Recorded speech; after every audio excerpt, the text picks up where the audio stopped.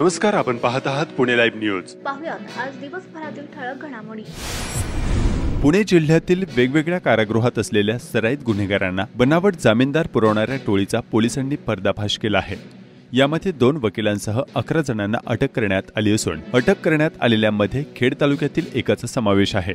या घटनेत 2 वकिलांनी त्यांच्या तिसऱ्या वकील साथीदाराच्या मदतीने 24 गुन्ह्यात 30 सराईत आरोपींना जामीन मिळवून दिल्याचे तपासात समोर आले आहे. या टोळीमध्ये न्यायालयीन कर्मचाऱ्यांचाही समावेश असल्याचे प्राथमिक तपासात समोर आले आहे. खेड तालुक्यातील ज्ञानेश्वर शिंदे वयवर्ष 55 राहणार खेड याच्यासह संतोष कुमार तेलंग वयवर्ष 32 राहणार हडपसर, जितेंद्र कलंगुटकर वयवर्ष 39 राहणार ठाणे, सुहास कोदरे वयवर्ष 40 राहणार आंबेगाव, सुजित सकपाळ वयवर्ष 36 राहणार मुंबई, दर्शन शहा वयवर्ष 45 राहणार लष्कर, चंद्रकांत शिंदे वयवर्ष 60 राहणार मोशे, गोपाळ कांगणे वयवर्ष 35 राहणार पिंपरी, ॲडव्होकेट असलम सय्यद वयवर्ष 45 राहणार हडपसर आणि ॲडव्होकेट योगेश जाधव वयवर्ष 43 राहणार हडपसर यांना अटक करण्यात आली आहे. तर ॲडव्होकेट नरेंद्र जाधव याच्यावर गुन्हा दाखल करण्यात आला असल्याची माहिती पोलीस उपायुक्त परिमंडळ 5 डॉक्टर राजकुमार शिंदे यांनी दिली. बोगस जामीनदार आणणे, त्यांची बनावट कागदपत्रे तयार करणे आणि ठराविक वकिलामार्फत त्यांना न्यायालयात जामीनदार म्हणून हजर करणे अशी एक मोठी टोळी तयार झाली होती. चिखली पोलीस स्टेशन हद्दीतील वन विभागाच्या जागेत एका 33 वर्षीय तरुणाची धारदार शस्त्राने वार करून तसेच दगडाने ठेचून खून केल्याची घटना घडली होती. याबाबत कोणताही ठोस पुरावा नसताना पिंपरी चिंचवड शहर पोलिसांनी संशयित 3 आरोपींना ताब्यात घेतले आहे. यातील आरोपींवर महाळुंगे MIDC पोलीस ठाण्यात देखील गंभीर गुन्हे दाखल असल्याची प्राथमिक माहिती समोर आली आहे. या प्रकरणी पोलिसांनी संशयितांची कसून चौकशी सुरू केली आहे. भैया गमन राठोड वयवर्ष 33 या तरुणाचा खून झाल्याची घटना घडली होती. आरोपींनी भैया राठोड याच्यावर धारदार शस्त्राने वार करून तसेच त्याच्या तोंडावर दगड घालून त्याचा खून केल्याचे पोलीस तपासात उघडकीस आले आहे. या प्रकरणी सूरज हनुमंत इंगळे, मेहुल कैलास गायकवाड आणि अजय अशोक कांबळे या 3 आरोपींनी मिळून भैया गमन राठोड या तरुणाचा खून केल्याचं पोलीस तपासात समोर आलं आहे. राठोड याचा खून करणारे आरोपी हे रेकॉर्डवरील गुन्हेगार असल्याचे समोर आले आहे. तसेच त्यांच्यावर यापूर्वी सुद्धा महाळुंगे MIDC, पिंपरी आणि चिखली पोलीस ठाण्यात वेगवेगळे गंभीर स्वरूपाचे गुन्हे दाखल असल्याची माहिती समोर आली आहे. मुंबई उच्च न्यायालयाने दिलेल्या एका निकालानं खेडचे तत्कालीन निलंबित तहसीलदार प्रशांत बेडसे यांचं निलंबन रद्द ठरवण्यात आलंय. त्यामुळे बेडसे पुन्हा एकदा रुजू होण्याची शक्यता आहे. जून 2023 पासून खेड तालुक्याच्या तहसीलदार पदावर कार्यरत असणाऱ्या प्रशांत बेडसे पाटील यांना दिनांक 11 जुलै 2024 रोजी तहसीलदार मोहोळ येथील कार्यकाळात कोविड प्रोटोकॉलचं पालन न केल्याचं कारण नमूद करत राज्य शासनानं अचानकपणे त्यांना निलंबित केलं होतं. त्यानंतर 3 दिवसात तहसीलदार ज्योती देवरे यांची त्यांच्या जागेवर खेडच्या तहसीलदार म्हणून बदलीही केली होती. दरम्यान या प्रकरणी बेडसे पाटील यांनी मुंबई उच्च न्यायालयामध्ये याचिका दाखल केली होती. त्या याचिकेची सुनावणी पूर्ण होऊन माननीय उच्च न्यायालयानं प्रशांत बेडसे यांचं निलंबन रद्दबाबत ठरवलंय.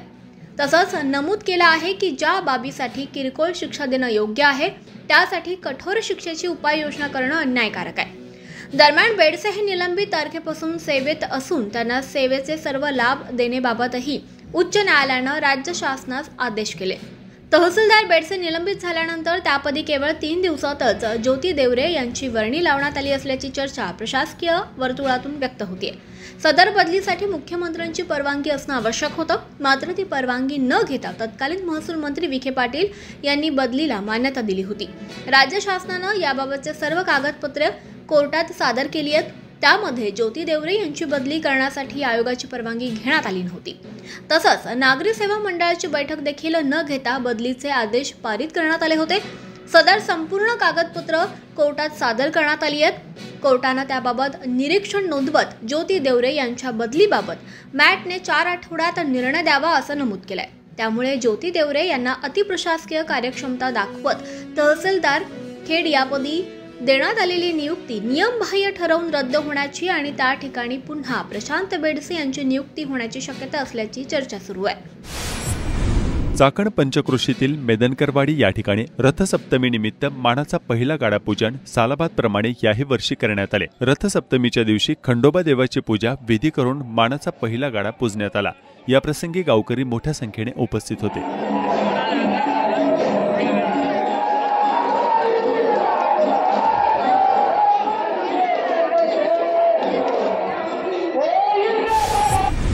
खेड तालुक्यातील गडद गावात सालाबादप्रमाणे हरिनाम सप्ताहाचे आयोजन करण्यात आले आहे। गावकऱ्यांचा यामध्ये मोठा सहभाग असल्याचे पाहावयास मिळत आहे।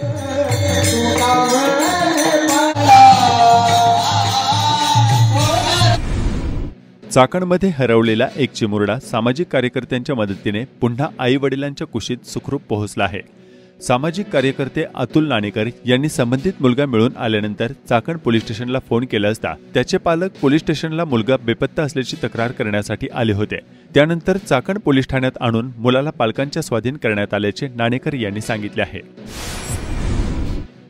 पिंपरी चिंचवड पोलीस आयुक्तालयाचा भूमिपूजन समारंभ मुख्यमंत्री देवेंद्र फडणवीस, उपमुख्यमंत्री अजित पवार आणि एकनाथ शिंदे यांच्या शुभ हस्ते गुरुवार दिनांक 6 फेब्रुवारी 2025 रोजी जाधववाडी चिखली येथे होणार असल्याची माहिती पोलीस प्रशासनाकडून देण्यात आली आहे। या समारंभाची जय्यत तयारी सध्या सुरू आहे।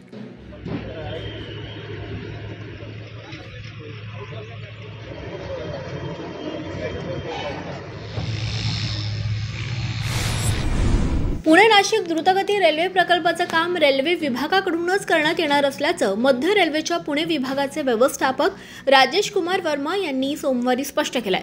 त्यामुळे महारेलनं केलेल्या जुना सविस्तर प्रकल्प अहवालाला बाहेरचा रस्ता दाखवला गेलाय का असा प्रश्न आता उपस्थित झाला असून नवीन डीपीआर बाबत माझ्याकडे माहिती नाहीये असंही वर्मा यांनी नमूद केल्यानं संभ्रम वाढलाय। पुणे नाशिक द्रुतगती रेल्वे मार्गामध्ये जुन्नर तालुक्यातील खोडद गावातील जायंट मीटरवेव्ह रेडिओ टेलिस्कोप हा सर्वात मोठा दुर्बीण संशोधन प्रकल्प अडथळा ठरत असल्यानं रेल्वे मंत्री वैष्णव यांनी या मार्गावरून रेल्वे प्रकल्प उचित ठरणार नाही असं जाहीर केलंय। तसंच GMRT प्रकल्पाला धक्का न लावता पुणे अहिल्यानगर शिर्डी नाशिक या नवीन रेल्वे मार्गाबाबत सविस्तर प्रकल्प अहवाल तयार करण्याचे आदेशही दिले। मात्र स्थानिक आणि लोकप्रतिनिधींचा नवीन रेल्वे मार्गाला विरोध आहे। खेड हवेली तसंच नगर जिल्ह्यातील संगमनेर, नाशिक जिल्ह्यातील सिन्नर तालुक्यातील अनेक शेतकऱ्यांच्या जमिनींचे भूसंपादन करण्यात आले। शेतकऱ्यांना मोबदला देखील वितरित करण्यात आला असून या जमिनींचे आता काय असा प्रश्न उपस्थित होतोय।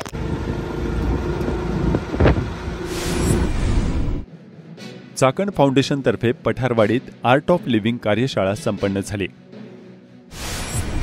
खेड तालुक्यातील चास कमान येथील रयत शिक्षण संस्थेचे जवाहर विद्यालय चास माजी विद्यार्थ्यांनी तब्बल 30 वर्षांनंतर एकत्र येऊन स्नेह मेळावा भरवत जुन्या आठवणींना उजाळा दिला।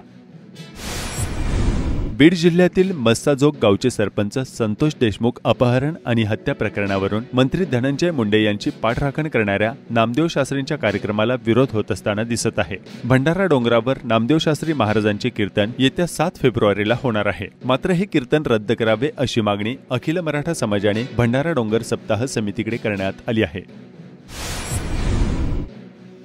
होलेवाडी तालुका खेड या ठिकाणी महिलांसाठी हळदी कुंकू कार्यक्रमाचे आयोजन करून पर्यावरण संरक्षण याबाबत माहिती देण्यात आली। यावेळी उपस्थित महिलांना पर्यावरणपूरक वस्तूंचे वाटप करण्यात आले। यावेळी गावातील महिला मोठ्या संख्येने उपस्थित असल्याची माहिती सरपंच सोनम होले यांनी दिली। कालपर्यंत कोथिंबीर भाजीला कवडीमोल भाव मिळत होता। यामुळे शेतकऱ्यांनी पिकांत रोटर फिरवून पिके भुईसपाट केली। त्यानंतर मंगळवारी 4 फेब्रुवारी रोजी कोथिंबीरीच्या दरात मोठी वाढ झाली आहे। घाऊक बाजारात एका कोथिंबीर गड्डीला 10 ते 12 रुपयांचा भाव मिळाल्याचे शेतकरी आणि व्यापाऱ्यांनी सांगितले। त्यामुळे कोथिंबीर काढणीच्या कामात शेतकरी व्यस्त असल्याचे चित्र शेतात पाहावयास मिळत आहे। खेड तालुक्यातील प्रस्तावित अमूल डेअरी आईस्क्रीम प्लांटवर आक्षेप घेण्यात आलाय। कैरा जिल्हा सहकारी दूध उत्पादक संघ गुजरात यांनी खेड तालुक्यातील खेड सिटी अंतर्गत 11 एकर जागेवर 1 लाख लिटर क्षमतेचा आईस्क्रीम प्लांट नियोजित केलाय। त्याचं काम देखील सुरू झालंय। मात्र याबाबत जिल्हा काँग्रेस प्रवक्ते ॲडव्होकेट निलेश कड यांनी राज्याचे मुख्यमंत्री देवेंद्र फडणवीस, उपमुख्यमंत्री अजित पवार आणि केंद्रीय सहकार मंत्री अमित शहा तसंच केंद्रीय सहकार राज्यमंत्री मुरलीधर मोहोळ यांच्याकडे सविस्तर निवेदन तक्रारी केल्या आहेत। अमूल डेअरी आईस्क्रीम प्लांट यामुळे पुणे जिल्हा सहकारी दूध उत्पादक संघ कात्रज दूध कसं अडचणीत येऊन टाळेबंदीवर येऊन स्थानिक शेतकरी यांचं नुकसान होणार आहे। याबाबत त्यांनी अमूल आणि कात्रज डेअरी यांच्यात समन्वय साधून जिल्ह्यातील दूध उत्पादक शेतकरी दूध संघ यांचं हित संरक्षण करावं अशी मागणी देखील केली आहे। पुणे जिल्हा सहकारी दूध उत्पादक संघ थेट गुजरात राज्यात जाऊन काम करू शकत नाही। मात्र राज्य सरकारनं दुर्लक्ष केलं। यामुळे अमूल डेअरी कैरा जिल्हा सहकारी दूध उत्पादक संघ गुजरात यांच्याकडून महाराष्ट्र राज्यात स्थानिक सहकारी दूध उत्पादक संघ बंद पाडले जात असल्याचा संशय निर्माण होत असल्याच्या तक्रारीत नमूद करण्यात आलाय। तहसील कार्यालय खेड अंतर्गत ॲग्रिस्टॅक जनजागृती मोहीम राबवण्यात आली। यामध्ये खुद्द तहसीलदार ज्योती देवरे यांनी मराठी गाण्यांवर ठेका धरत यामध्ये सहभाग घेतला। या जनजागृती मोहिमेस मोठा प्रतिसाद मिळाला।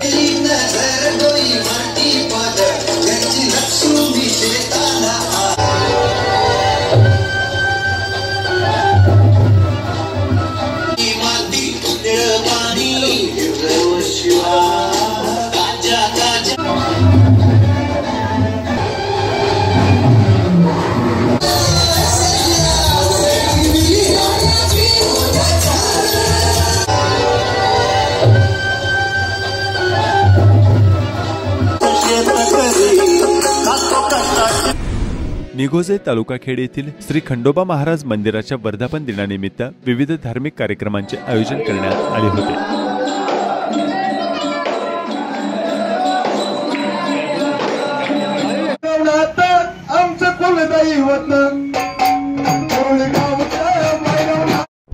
नमस्कार, आपण पाहत आहात पुणे लाईव्ह न्यूज।